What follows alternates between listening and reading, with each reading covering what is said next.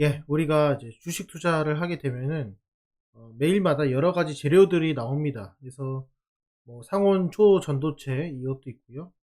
뭐 최근에는 뭐 코로나 백신 관련해서 종목들도 나오고 있고, 또 뭐 2차 전지 관련해서 나오고 있고 여러 가지 있습니다.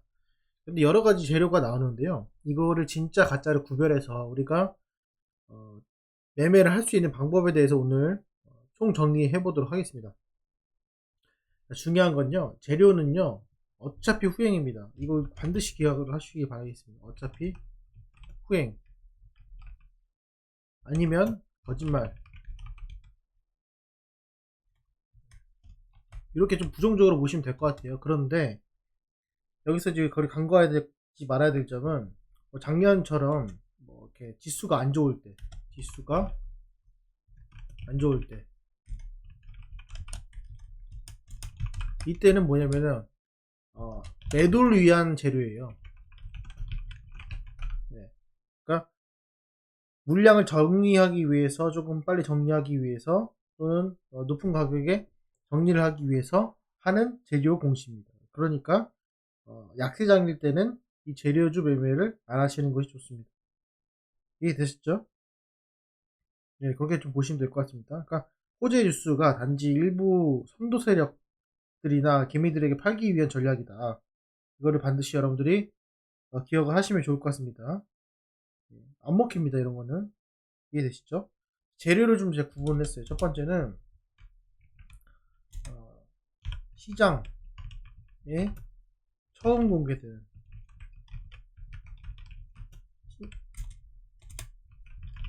신선한 재료. 신선한 재료는 테마죠. 이게 뭐 예를 들면은 뭐, 뭐 이런 겁니다. 그쵸? 요즘에는 뭐 항암물질, 뭐 신약 이런 것도 뭐 너무 많아가지고 그거는 요즘의 추세와는 맞지 않고요.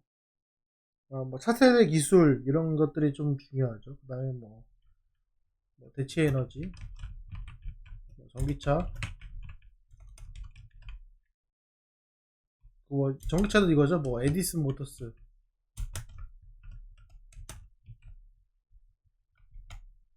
이런 것들이 조금 좋죠. 이런 것들은 이제 뭘 보면 되냐면은, 이게 이제 예를 들어 가지고 주가가 이 상태인데 이제 공개가 됐어요. 주가가 바닥이에요.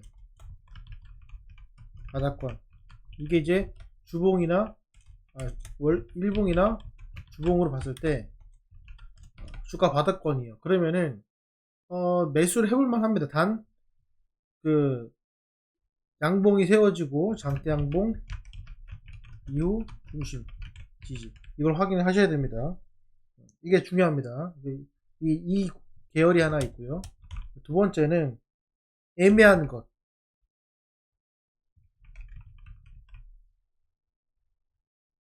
무슨 말이냐면 어,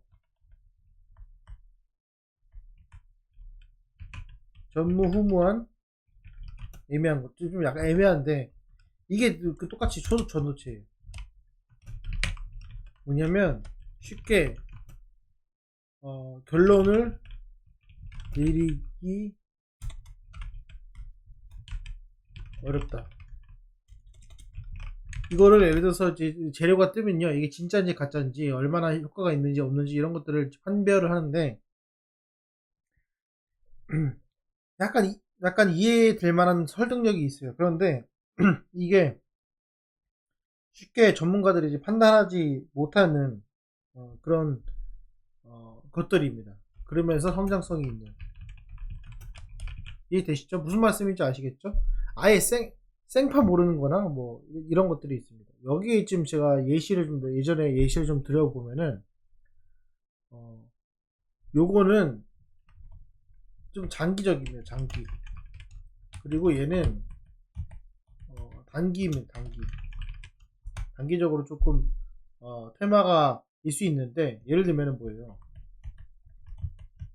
뭐 예전에 뭐 나왔던 건데, 뭐 에이즈 개발, 에이즈 백신, 뭐 새로운 방법으로 에이즈 백신을 냈다. 뭐 줄기세포, 보물선, 보물선. 이런 거 진짜 보물선이 있대요. 유전을 발견했다. 뭐 이런 내용들이 있습니다. 이거 쉽게 뭔가 결론 내리기가 좀 그렇고 판별이 좀 어려운 것들이죠. 이런 것들이 있습니다. 근데 이게 신선한 재료라면은 매수가 해볼만 한다는 건데, 단 뭐냐면은 이런 것들은 저점에서 주가가 올라갔을 때는 상당히 그래도 좀 내가 수익을 낼 수 있는 확률이 높은데 이 고점에서는 상당히 위험하다. 다시 한번 이렇게 말씀을 좀 드려보고 싶습니다. 아시겠죠? 그리고 뭐냐면은